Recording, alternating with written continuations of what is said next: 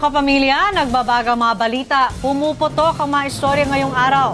Live sa ABS-CBN News Channel, Kapamilya Channel, A to Z, Jeepney TV at All TV 2. Mga impormasyong mahalaga, live din sa YouTube at TikTok. No more, no less, hatid ng TV Patrol Express. Inihayag ni Pangulong Ferdinand Jr. na nakipag-ugnayan sa gobyerno si dating Ako Bicol Party List Representative Zaldi Co. Ayon sa Pangulo, sinubukang makipag-ayos ni Co para mapanatili umano niya ang kanyang pasaporte. Nangako ang Pangulo na agad kakanselahin ng gobyerno ang pasaporte ni Co kapag naisampa na ang mga kasong kriminal laban sa kanya. Iginit din ng Pangulo na pawang hearsay o sabi-sabi lamang ang mga akusasyon sa kanya ni Co. Matatandaan na ibinunyag ni Co sa kanyang video noong isang araw na iniutos umano ng Chief Executive ang pagpasok ng 100 bilyong pisong halaga ng mga proyekto sa 2025 budget upang kumita umano ng mga kickback. Iginit pa ni Pangulong Marcos kay Co na bumalik na sa Pilipinas upang ilagay ang kanyang pahayag under oath at sumailalim sa due process. Pinapitan po kami ng abogado ni Zaldi Co at nagtatangkang mag-blackmail na kung hindi po namin kakanselihin daw ang passport niya, hindi na raw siya maglalabas ng video. Gusto kong malaman mo, Zaldi, makakansela pa rin ang passport mo. Hindi ka na makakatakas sa hustisya. Ito po ang aming pangako that the money of the people will be given back to the people. Samantala, irerekomenda ng Independent Commission for Infrastructure sa Ombudsman ang pagsasampa ng mga kriminal at administratibong reklamo laban sa ilang mga contractor o mga mambabatas na umano'y nagmamay-ari ng mga construction firm na nakakuha ng mga proyekto ng gobyerno. Sabi ni ICI Chairman Andres Reyes, kabilang dito ang dating mambabatas na sina Elizalde Co, CWS Party List Representative Edwin Guardiola, Bulacan 2nd District Representative Tina Pancho at Tarlac 3rd District Representative Noel Rivera at iba pa. Samantala, naaresto na ang ika-9 sa 16 na individual na iniuugnay sa maanumalyang flood control project sa Oriental Mindoro. Kinumpirma ito ng Criminal Investigation and Detection Group. Batay sa ulat, agad na isinailalim sa kustodiya ng otoridad si Engineer Montrexis Tamayo, Officer in Charge ng Department of Public Works and Highways Mimaropa Planning and Design Division pagdating sa NAIA Terminal 3 noong Martes ng hapon mula United Arab Emirates. Si Tamayo ay positibong nakilala sa pamamagitan ng kanyang government ID. Pinaghahanap siya para sa kasong malversation sa pamamagitan ng falsification at paglabag sa Anti-Graft and Corrupt Practices Act. Dinala si Tamayo sa CIDG headquarters sa Camp Crame para sa pagproseso at dokumentasyon bago itinurn over sa Sandigan Bayan Miyerkules ng umaga.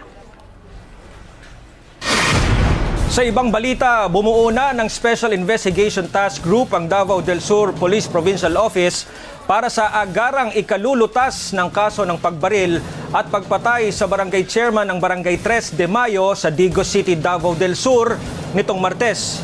Nakapag-live pa sa kanyang Facebook dakong alas 9 ng gabi si Barangay Chairman Oscar Dodong Bukol Jr. Kausap ni Bukol ang isang lalaki na dumating sa kanyang bahay para i-turn over ang kanyang nakitang wallet.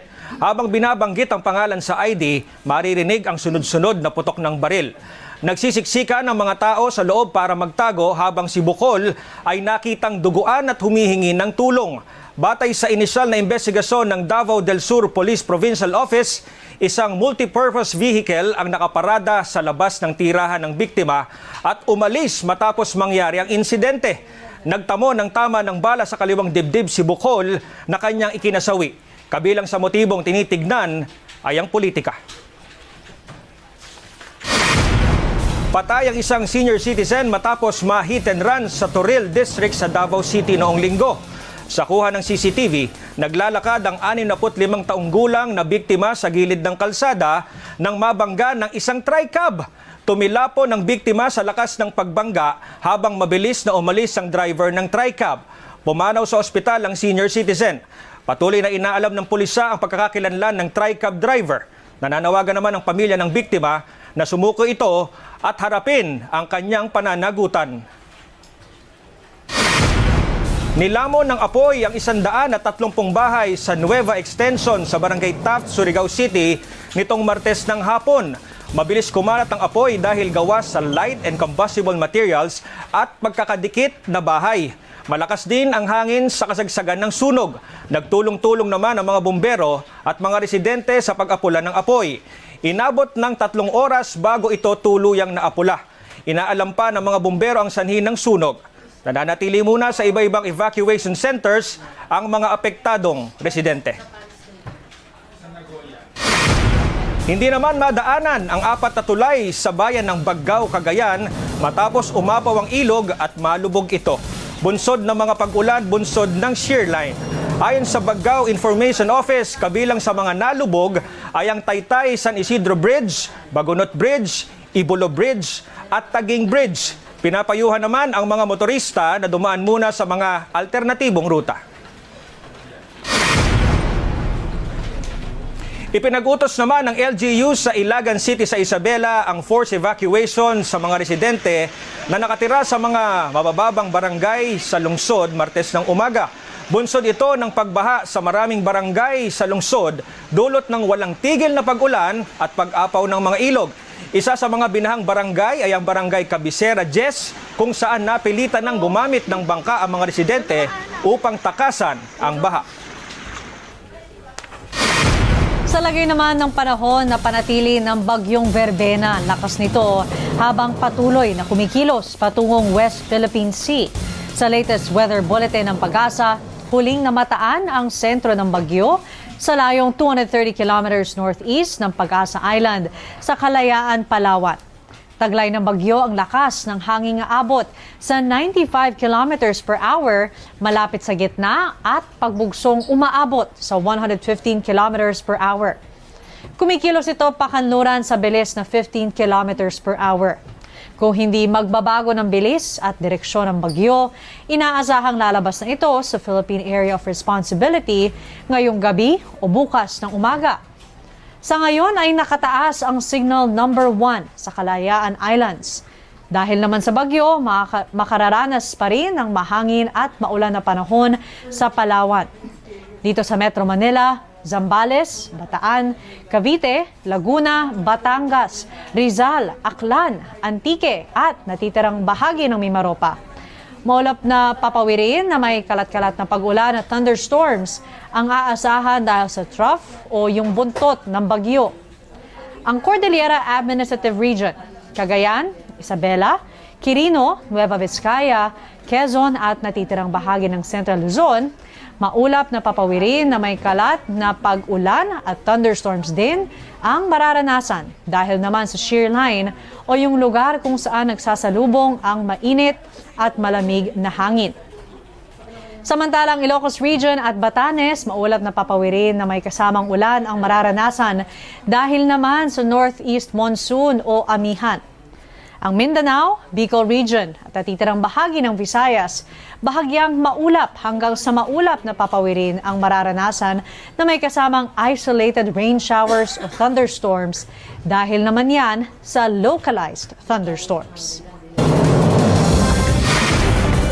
Abangan Rufa May Quinto at Piolo Pascual magtatambal sa pelikula sa pagbabalik ng TV Patrol Express.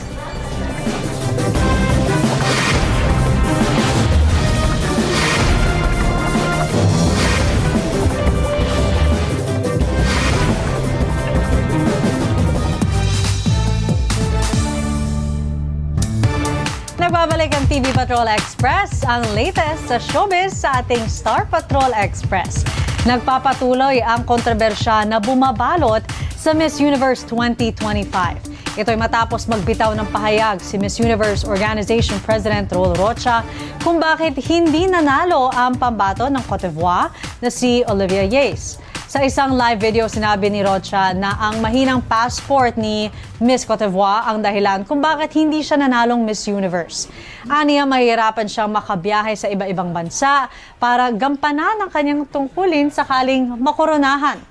Wala pang sagot si Miss Universe Cote d'Ivoire sa pahayag ni Rocha, pero nauna na niyang tinanggihan ang Miss Universe Africa at Oceania title na iginawad sa kanya pagkatapos ang coronation night. Naglabas naman ng sama ng loob ang kapwa-kandidata na si Ophelie Mezino ng Guadalupe. Sinabi niyang walang respeto si Rocha at naging racist umano ito sa hindi pagpili kay Yase. Magbabalik sa big screen, See Your Face Sounds Familiar, contestant and comedian Rufa May Quinto sa 2026. Ibinahagi ni Rufa May na makakasama niyang muli si Direk Joyce Bernal na siyang nagdirect sa kanyang hit films na Buba, Masikip sa Dibdib at Super B. Aniya, same wavelength sila ni Direk Joyce pagdating sa atake sa comedy at itinuturing din siyang lucky charm ng direktor. Isinulat din ni Rufa May ang script kasama si Alessandra De Rossi at gagawin ito ng Spring Films kung saan bahagi si Piolo Pascual. Lubos naman ang pasasalamat ni Rufa May sa dami ng proyektong ginagawa niya ngayon. I offer this syempre sa lahat po ng sumusuporta sa akin. O lahat po, kahit na hindi ko follower, pero maganda po ang sinasabi at pinapanood ako. Kaya gusto kong magpasalamat. At yan ang ating Star Patrol Express sa araw na ito.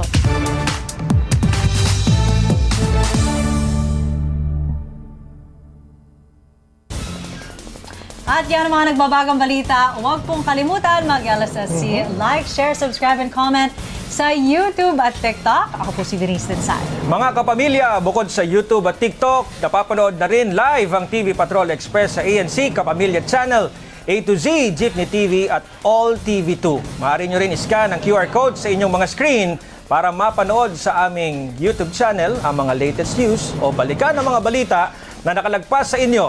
Ako po si Jeff Caparas. Maraming salamat at magandang hapon, kapamilya.